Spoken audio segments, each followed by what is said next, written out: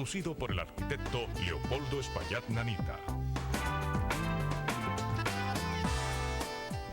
Saludos, pueblo dominicano. Esta es otra edición de su programa Agenda Nacional que les llega por este multimedio de Teleradio América, Canal 45 UHF, Canal 62 de Telecable Nacional y Canal 45 de varios sistemas de cable en el área metropolitana y desde luego a través de Radio XZ, Podcasting Nacional 730, amplitud modulada. Les habla Leopoldo Espaillat Nanita y en esta tarea pues contamos como siempre con la ayuda de nuestro amigo y colaborador, el licenciado Roger Orlando Piña. Quiero recordarles que en el día de hoy parto hacia el exterior durante 11 días, de modo que el programa va a quedar en muy buenas manos y tenemos hecho ahí una programación de entrevistas que estoy seguro que será del mayor interés de todos ustedes. Yo creo que es necesario, en vista de esta información que salió en la prensa de ayer, esto fue el Caribe, sin acuerdos para la constituyente. Y como todos ustedes saben, esto está hablando de la comisión creada por el decreto 410 del presidente de la República, para que una comisión integrada de forma muy heterogénea, entre las cuales estaba mi persona, hiciera recomendaciones para la modificación de la Constitución de la República. Ayer estábamos hablando y reflexionando sobre un nuevo aniversario del fin del régimen de Trujillo. Y sin embargo, era motivo de reflexión el hecho de que en la encuesta que había hecho por teléfono el productor y director de esta emisora, el señor Willy Paz, de 66 llamadas cuestionando si el régimen de Trujillo había sido bueno o malo, 33 dijeron que era bueno, 33 dijeron que era malo. La reflexión que tenemos que hacer es que no es que el régimen de Trujillo haya sido bueno, sino que los gobiernos que le han sucedido, y eso fue la opinión que también nosotros recogimos aquí del doctor Mario Vitini, lo han hecho tan mal que han ido reivindicando hacia atrás. Las figuras que se suponía que iban quedando descartadas vuelven otra vez a florecer ante la opinión pública nacional como opciones, dado lo mal que lo viene haciendo el que sigue. Yo sostengo que el pueblo dominicano no tiene por qué estar condenado a que cada 4 años viva una frustración. Además, si seguimos insistiendo en producir una frustración cada 4 años, lo que vamos es a terminar destruyendo la credibilidad del proceso y el sistema democrático. Y vamos a llegar al punto de, y a veces uno lo escucha, yo estoy seguro que muchos de ustedes o lo piensan o se lo han oído decir a alguien: yo no vuelvo a votar. Esa expresión es precisamente el resultado de esa involución del proceso que supuestamente se inició con la muerte de Trujillo, pero que, como todos sabemos, y ayer yo les decía cómo le tomaron el pelo al pueblo dominicano, montando lo que fue desde el principio el designio de los norteamericanos, que fue un trujillismo sin Trujillo. Y por eso vimos a los trujillistas destrujillizando al país. Y desde luego escogiendo sus víctimas propiciatorias para tratar de reivindicarse ellos de lo que son las responsabilidades que tuvieron en esos 32 años. Entonces, ahora, pasando balance, y cuando el pueblo dominicano se ve desprovisto de todas aquellas cosas con las cuales se contó, que se daba por contado que estaban a disposición del pueblo dominicano, ya lo hemos perdido. Entonces comienza una especie de nostalgia por aquellas cosas que se vivieron en una época y que ya alguien o mucha gente la ha hecho desaparecer. Entonces, esto de la Constitución de la República es otro eslabón de ese proceso de involución. Aquí dice el reportaje del periódico El Caribe que no existe todavía acuerdos en la comisión para sus recomendaciones. Bueno, pues yo voy más lejos. De acuerdo al testimonio que les he dado, hay profundos desacuerdos en el seno de la comisión. Entonces yo les voy a leer esta carta que le envié y le deposité yo mismo allá en su despacho al rector de la Pontificia Universidad Católica Madre y Maestra y coordinador de la comisión, el Monseñor Agripino Núñez Collado. Y dice así: agradezco nuestra reunión en su despacho del día de ayer y las amables excusas. Eso tiene fecha mayo 25, aunque fue entregado para la reunión que estaba programada anteayer. Agradezco nuestra reunión en su despacho del día de ayer y las amables excusas que tuvo a bien presentarme a su nombre y de la comisión por el lamentable incidente del día martes 15 del corriente mes que me obligó a retirarme de las deliberaciones y trabajos de la misma y a redactar mi renuncia de ella al señor presidente de la República, la cual he retenido atendiendo a su solicitud. Como le consta, pues se encontraba usted en la mesa directiva, así como a los demás presentes. El incidente se suscitó por la conducta del moderador designado por usted, el licenciado Francisco Domínguez Brito, director ejecutivo de la Fundación Institucionalidad y Justicia Finjus, quien me negó el derecho a que se conociera y decidiera la moción de procedimiento que había presentado, así como el derecho a la palabra que solicité disciplinadamente de manera reiterada levantando mi mano para reclamar su conocimiento, mientras varios de los presentes tomaban la palabra sin cumplir este requisito, cosa que el moderador permitió. Con su conducta, el señor Domínguez Brito demostró que desconoce las obligaciones de un moderador y además que carece de la más elemental educación. Cuando en el momento de decidir ausentarme de la reunión, se dirigió públicamente a mí de manera desconsiderada, diciendo en alta voz: el ingeniero Espaillat puede retirarse si quiere. Lo cual me obligó a devolverme y contestarle: usted no es quien para decirme si puedo irme o quedarme. Y no es más que un impertinente. Además, le haré saber por escrito mi opinión sobre esta reunión. ¿Qué es esto que está aquí? Con lo cual me retiré convencido de que esa actitud obedece a su condición de dirigente del PLD, recién ascendido a su comité central, y a mi firme convicción y frecuente denuncia pública de que el gobierno de ese partido desfalcó las arcas de la nación, cosa que el actual gobierno no ha sabido enfrentar conforme es su deber. Desde luego, la designación que usted hiciera del señor Domínguez Brito en su condición de coordinador de los trabajos de la comisión me obliga a reclamarle que asuma responsabilidad sobre la conducta futura de este señor, cuya forma de actuar no puede garantizar el feliz término de los trabajos de la comisión.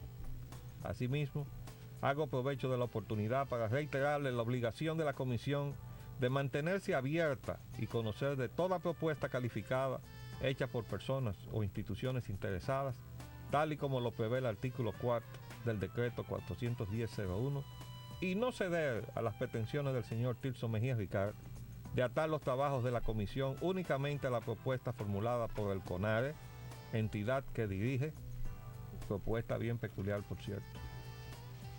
También debo reiterarle mi exhortación en su doble condición de coordinador de los trabajos de la comisión y de rector de la Pontificia Universidad Católica Madre y Maestra y administrador de los recursos del contrato PUCUM AID 517-0265 de fecha agosto de 1992, provistos por la Agencia Internacional del Desarrollo AID del Gobierno de los Estados Unidos de América y canalizados a través de la Pontificia Universidad Católica Madre y Maestra a una extensa gama de entidades denominadas organizaciones no gubernamentales, a través del proyecto para el apoyo a iniciativas democráticas PIT, buena parte de las cuales se encuentran acreditadas como miembros de la comisión, a que preserve usted la idoneidad y credibilidad de las recomendaciones que ésta formule, evitando que los representantes de dichas entidades ostenten funciones de dirección o control en los trabajos de la misma.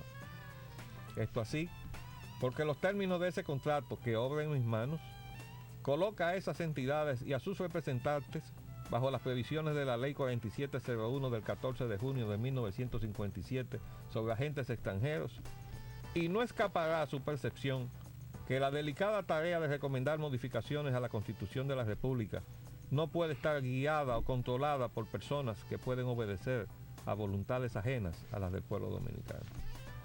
Me limito a solicitarle que estas personas queden simplemente en condición de participantes, pero que no puedan fungir de coordinadores, asistentes, moderadores o cualquier otra función de dirección, pues no llegaré tan lejos como pretender que se inhiban de participar en las tareas de la comisión, ya que fueron designados por el Poder Ejecutivo como lo fui yo y lo fue usted.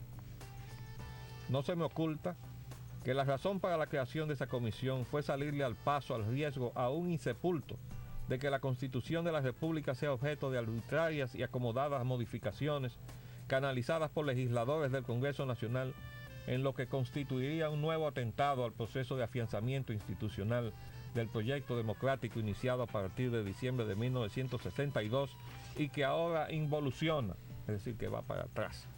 Y por ello vacilo en dar curso a mi renuncia y sus motivos. Pero usted comprenderá que tampoco puedo callar el riesgo de que esa comisión quede bajo el control de la voluntad extranjera, ni reintegrarme a trabajos puestos bajo la orientación de representantes de entidades cuestionables. También debo recordarle que fue la preocupación de la Iglesia Católica exteriorizada por su eminencia el cardenal Nicolás de Jesús López Rodríguez de la inconveniencia de sostener procesos electorales cada 2 años, lo que desató el proceso que se ha estado gestando en el ámbito del Congreso Nacional, desvirtuando esa preocupación, con el propósito de extenderse el periodo 2 años más y o de extendérselos al periodo presidencial y otras cosas más que han trascendido, todas contrarias al interés de preservar las instituciones democráticas de la nación.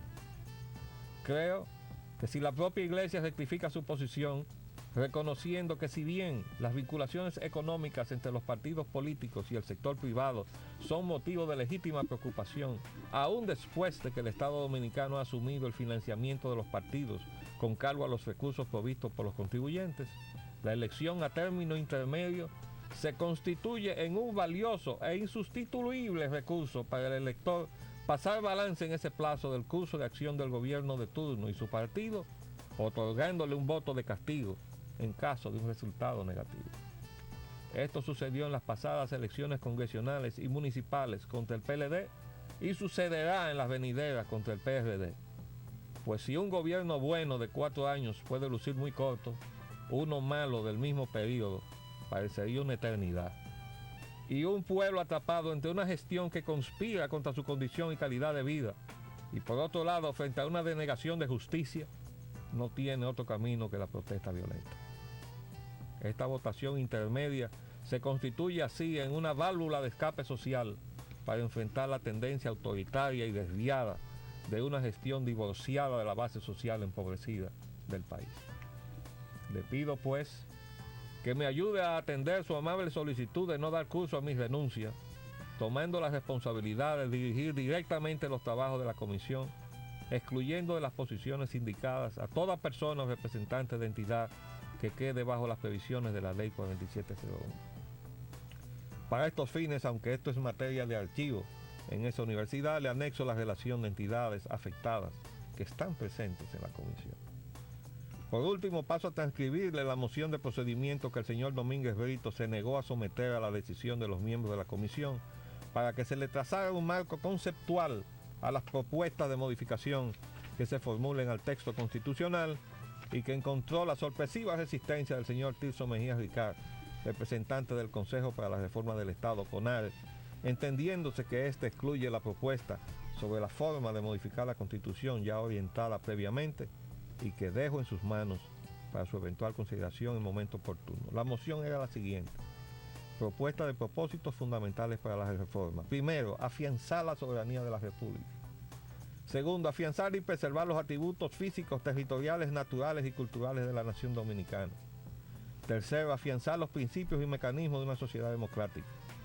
Cuarto, afianzar la prevalencia y el respeto al Estado de Derecho por parte de los poderes públicos no garantizados en la actualidad por una incompleta Suprema Corte de Justicia. Les reitero mi gratitud por sus atenciones, al tiempo de saludarle muy atentamente quien les habla. Ahora, tengo unos párrafos seleccionados de la propuesta de modificación a la Constitución que pretende el señor Mejía Ricard que norme los trabajos de esa comisión, para que el pueblo dominicano se percate de cómo se conspira contra la nación dominicana.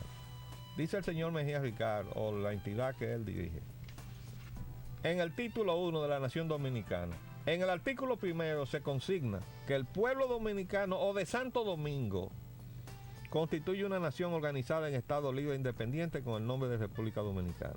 Y sigue diciendo el señor Mejía Ricard, de esa manera se restituye a la identidad dominicana el nombre de Santo Domingo como país. ¿Ustedes están oyendo? Tal como aparece en textos pasados, pues ese es el nombre de donde proviene obviamente su patronímico. Y así que vamos a echar a un lado República Dominicana. lo que hizo Juan Pablo Duarte, ¿verdad? Pongan el ojo, porque el asunto es dejar de lado a Juan Pablo Duarte y a los trinitarios y a todo el sacrificio que se hizo para rescatar el país de 22 años de ocupación haitiana, porque ahora no se quiere que la historia esté ahí como testimonio viviente de que tenemos un problema con el vecino país. Ahora se quiere borrar la historia. Ya no tuvimos 22 años de ocupación, como escribió el señor Cárdenas en la página del periódico El Siglo, siendo columnista pagado de ese periódico, y se le permitió hablar en los siguientes términos de la invasión que se hizo de la parte oriental de la isla, que ellos vinieron aquí porque se les pidió, y que entraron y caminaron todo el territorio sin disparar un tiro, y que además se retiraron cuando ellos quisieron. Quiere decir que las batallas de independencia de esta nación fue simplemente una retirada que ellos hicieron porque ellos quisieron. No quisieron enfrentarse a nosotros. Eso dice el señor Cárdenas desde las páginas de un periódico supuestamente dominicano. Muy considerado de su parte. Entonces, este señor Tirso Mejía Ricard se está haciendo eco de todo eso y lo quiere meter en la Constitución de la República, desde una entidad del Estado dominicano. Entonces sigue diciendo, pues ese es el nombre de donde proviene obviamente su patronímico. Así se le ha conocido históricamente y se le reconoce en España y gran parte de Europa y América. ¿Usted sabe a lo que se refiere a eso? Si usted viaja a Europa y pide un mapa de la zona del Caribe, la isla aparece sin ninguna división y dice la Hispaniola, y no aparece República Dominicana ni Haití, porque eso es parte de la campaña que se mantiene en todos esos países, en las grandes potencias que han liderado el proceso de la fusión. Entonces el señor Tirso Mejía se hace eco de eso. Oigan lo que dice: así se evitan también las confusiones que ya existen con la isla y estado caribeño de Dominica y los intentos de oficializar el término de dominicana para el país que es ajeno a la gramática castellana y a nuestra historia. Aquí dice 12, en el artículo 5 se establece que nuestro territorio está integrado por la parte oriental de la isla Hispaniola o de Santo Domingo. No dice la Española, que fue como le puso Colón, sino la Hispaniola, como le están diciendo los franceses y los británicos, anglosajones, todos los que están montados en el carro de la fusión. Pero él se hace eco de eso y dice que así es que debemos llamarle, en lugar de solo Santo Domingo, porque también se supone que esto debía ser la isla de Santo Domingo. En parte como consecuencia del cambio anterior y para perfilar mejor a Santo Domingo como el país en que vivimos y aceptar como bueno el primer nombre que le dio el descubridor Cristóbal Colón a la isla, aunque latinizado por obra de los geógrafos anglosajones y germánicos. Entonces, cuando él ahora usa la Hispaniola, no es porque todos los las agentes de viaje y toda la gente que está ligada a cuestiones de turismo están haciendo eso en este momento para desdibujar las dos repúblicas, sino que somos una isla única e indivisible, ¿verdad? Después dice aquí, en el artículo 11, artículo 98, al referirse a las efemérides patrias que serán días de fiesta, se incorpora junto al día 26 de enero, aniversario del natalicio del apóstol de la independencia, Juan Pablo Duarte, el 27 de febrero, día de la separación nacional de Haití. Ya comenzamos a decir que es separación. Y el 16 de agosto de la restauración de la República, luego de la anexión a España, se incluye el 1 de diciembre, nos están agregando una efeméride, día que es aniversario de la primera independencia dominicana.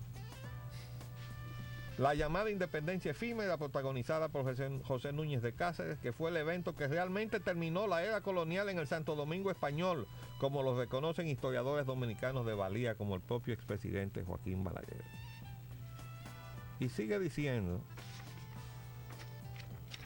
el señor Mejía Ricard: no podemos vivir de espalda a nuestro pasado sin dejar de reconocer que si Juan Pablo Duarte fue el gran propulsor de nuestra libertad y quien labró en la conciencia nacional nuestra emancipación política, por razones similares a México, que celebra el inicio de su independencia, que fue el grito de dolores dado por el cura Hidalgo en 1810, aunque su movimiento solo llegó a controlar por poco tiempo una pequeña parte de ese país, en tanto que la independencia real se produjo en 1821 de la mano del tránsfuga emperador Iturbide, aunque reconocen a Benito Juárez, restaurador de la independencia en 1867, como su gran héroe por haber sido el forjador de una patria democrática. Y Venezuela reconoce como su independencia el rompimiento originario del yugo colonial protagonizado por Miranda en 1810, quien no llegó a controlar el territorio y fue derrotado poco después, por lo que su libertador, a Simón Bolívar, quien lo intentó 2 veces y finalmente lo logró en 1821, luego de una cruenta lucha que se extendió por medio continente. Por análogas causas también, 5 países de Centroamérica celebran su independencia en el aniversario de su entrada conjunta al Concierto de las Naciones Libres en 1821, aun cuando su vida independiente propiamente se produce a partir de 1838, para lo cual honran a sus próceres particulares. Y sigue por ahí, es decir, que ahora tenemos que celebrar no el 27 de febrero, sino el 1 de diciembre, porque esa fue la fecha de nuestra independencia. Es decir, que la tarea de Duarte y los trinitarios, eso hay que irlos reduciendo, porque eso fue la separación de Haití, eso no fue la independencia dominicana. Así es como estamos destruyendo la nación dominicana. Y por eso es que cuando le preguntan a la gente que cómo fue el régimen de Trujillo en una encuesta, la mitad dice que fue bueno, porque eso no hubiera sucedido. Sencillamente, esto que está pasando ahí, con esos valores patrios, definitivamente no hubiera sucedido en el régimen de Trujillo, porque en los regímenes de Trujillo pasaron muchas cosas malas, muchísimas. Era una dictadura, más aún era una tiranía, pero también pasaron cosas buenas. Y para que no se nos olvide, yo también hice un pequeño resumen para un trabajo que estoy dejándole a la revista Ahora, y donde yo les digo: es preciso recordar que Trujillo surgió de la ocupación militar de Estados Unidos de 1916 a 1924 con el apoyo de sus altos jefes militares y gobernó con el posterior respaldo de gobernantes norteamericanos y cortejó y sobornó políticos y funcionarios de ese país, pero tomó decisiones que le ponían en conflicto con los intereses norteamericanos. Tales fueron el pago de la deuda externa, que le quitó el control de nuestras aduanas, la adopción de una moneda nacional referida a la norteamericana conforme a los acuerdos de Bretton Woods, la compra de los ingenios norteamericanos, la compra en 1941 del National City Bank of New York, sucursal Santo Domingo, actual Citibank, del cual surgió el Banco de Reserva de la República Dominicana, y la expropiación de la Compañía Eléctrica de Santo Domingo, convertida por ley en la Corporación Dominicana de Electricidad. También es pertinente hacer notar que en el mismo decreto con que Trujillo declaraba de interés público la adquisición por el Estado Dominicano de la Compañía Eléctrica, también lo hacía de la Compañía Dominicana de Teléfono, Codetel, aunque esta parte no llegó a ejecutarse. Hacia el final de su mandato, Trujillo estaba ya en términos tan antagónicos con el poder norteamericano, al extremo de que coqueteaba abiertamente con países socialistas, y en respuesta fue la CIA el canal eficiente para contactar y organizar los complotados que le dieron muerte, a quienes la correspondencia confidencial de la Embajada de Estados Unidos de la época, que ha publicado Bernardo Vega, trata como pro-norteamericano. Esto lo cito porque no es posible pretender que en una situación de dependencia como la que tiene este pequeño país respecto a los Estados Unidos, aquí se iban a producir hechos de la trascendencia como la caída del régimen de Trujillo y que los norteamericanos no tuvieran la mano metida. Sobre todo en una época de posguerra, de Guerra Fría. No, y hay que recordar una cosa. John Kennedy recibió el poder de Dwight Eisenhower, pero quienes gobernaban en los Estados Unidos era el secretario de Estado John Foster Dulles, secretario de Estado, o sea, el hombre que llevaba la política exterior de los Estados Unidos, y su hermano Allen Dulles, que era el jefe de la CIA.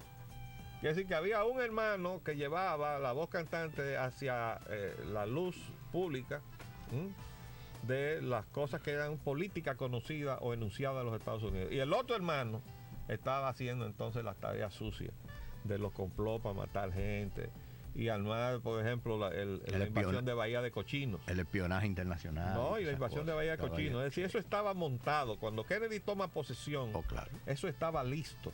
Entonces, días antes de la toma de posesión, lo llaman y le dicen, mire, esto está ya preparado para invadir a Cuba. ¿Qué hizo Kennedy?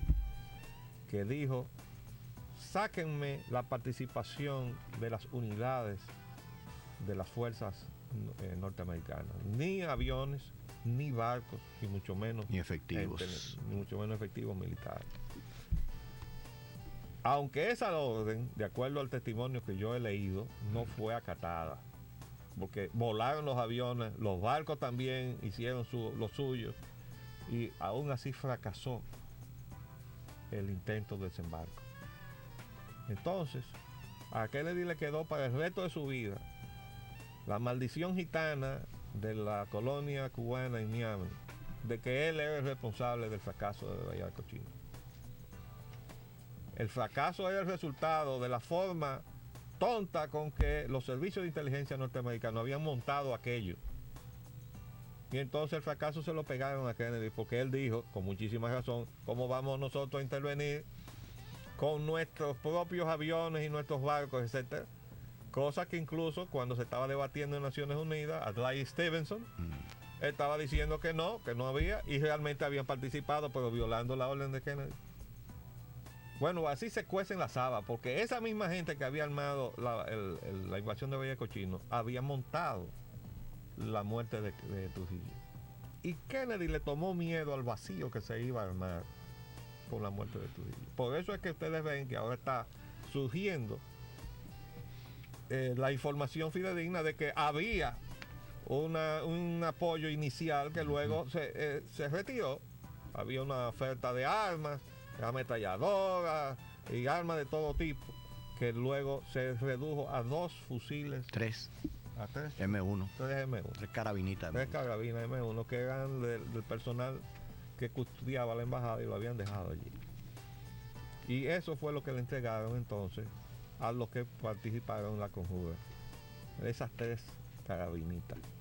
¿Por qué? Porque el gobierno de Estados Unidos, o sea, la Casa Blanca, Kennedy, se había echado para atrás. Y cuando llegó el recado, y yo tengo ahí el libro de Hans Fischer, que dice que en una visita que él le hizo a Luis Amía Mathieu, ya posteriormente, ya en el año 66, le habían ido a decir que tenían que reconciliarse con Balaguer. Y por eso en el año 66 se produce aquella conjunción, ¿no?, de Unión Cívica, el 30 de mayo, el Cívico Trujillista, todo una reconciliación con Joaquín Balaguer. Ese era el proyecto norteamericano, porque siempre fue, incluso los propios complotados del 30 de mayo, y tengo varios testimonios, escribí un artículo sobre eso, decían, no, nuestro proyecto era apoyar que Balaguer se quedara, porque ese era el proyecto norteamericano, y lo da ese testimonio también Leandro Guzmán en su libro, cuando relata el viaje que hicieron a Washington, la comisión de Unión Cívica y del 14 de junio, y se encontraron con un funcionario del Departamento de Estado que le dijo, nosotros queremos que se quede Joaquín Balaguer. Esa es la historia, para que ustedes puedan ir dándose cuenta cómo es que se teje la suerte de los dominicanos, y cómo hay gente que se presta entonces a engañar a los dominicanos. Y tan es así que lo reconfirman cuando a posteriores de la revolución lo traen y lo ponen en el poder. Sí, pero claro, ¿no? Bueno, vamos a hacer un paréntesis y vamos a nuestros compromisos comerciales.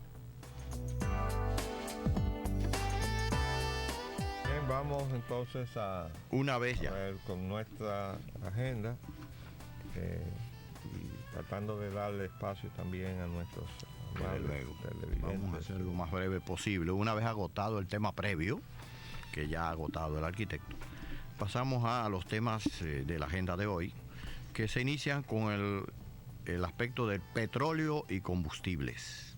Dice el periódico El Siglo que los diputados piden la ampliación del subsidio al GLP.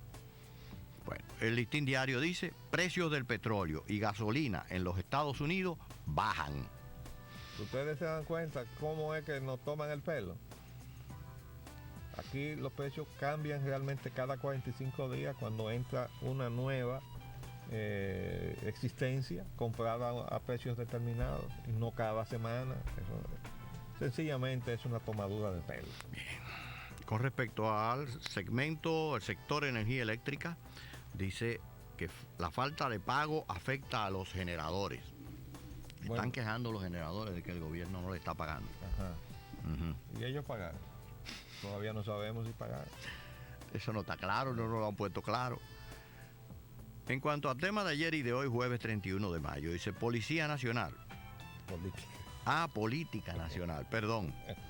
Funcionario justifica protestas de la población. Esto es muy extraño. Es el secretario de Agricultura, que desde luego es candidato a la presidencia por el PRD en las próximas elecciones. Y está viendo que la situación se está complicando. Y entonces él está diciendo algo que resulta insólito en un miembro del gabinete, ¿no? Pero es tan insólito como las expresiones de Lockwood, que lo oí en la televisión en una reunión del Partido Reformista. Es decir, estaba estimulando a los reformistas a que había que desalojar del poder en las próximas elecciones al partido del cual él Está es formando parte del gabinete. Parte del gabinete, ¿no? Eso es para que el presidente Hipólito Mejía siga rodeándose de ese tipo de gente. Con respecto al clima social, el periódico Hoy lanza el siguiente titular. El PLD dice que el gobierno ejecuta préstamos sin amparo legal. ¿Tú sabes cómo se llama eso? Eso se llama... Manda Alzheimer, ¿no? Usted pierde la memoria y borra. Ajá. A ellos se les borró que ellos hicieron eso. Bueno, ellos están defendiéndose como gato boca arriba de que no fue así, pero fue exactamente así. Fue así. Sí. Cuando usted tiene casa con techo de cristal, Claro, usted no tira piedra. No tire piedra. Entonces son préstamos inorgánicos porque no tienen amparo legal. No. Son préstamos inconstitucionales. Inconstitucionales. Porque han violado la Constitución de la República. Lo hicieron ellos y lo está haciendo ahora este gobierno Sí, hombre, también. y ha sido una práctica de muchísimos años. No, pero no lo Listín podemos Diario, justificar. indudablemente. No que lo podemos justificar. Indudablemente. De ahí nacen muchísimos de nuestros problemas, precisamente. El Listín Diario intitula Protestas paralizan pueblos en el Cibao. Paralizan a Licey, Navarrete y San Francisco de Macorís. En el Nacional dice un titular, grupos reclaman cese de violencia en Capotillo. Entonces otro titular dice, paralizan Licey, fracasa huelga en otros pueblos. Fíjense cómo dos informaciones son totalmente contradictorias. El Nacional dice ayer tarde que fracasa la huelga en Navarrete y en otros pueblos y que sí se había producido paralización en Licey. Y el titular del periódico Listín Diario dice protestas paralizan pueblos en el Cibao, Licey, Navarrete y San Francisco de Macorís. Bueno. Pero además hay más protestas por ahí del lado de San Cristóbal. Correcto. Estiman dañinas las huelgas y los hechos de violencia. Bueno, pues que no creen el caldo de cultivo. Última hora. Desórdenes en huelga afecta a Licey al medio. Pero tú sabes quién está diciendo que estiman dañinas las huelgas y hechos de violencia. Los portavoces de la industria turística. Pero natural que ellos estén inquietos, pero hace mucho tiempo que nosotros les dijimos, miren, la industria turística está exenta de entregar sus dólares al Banco Central de la República Dominicana.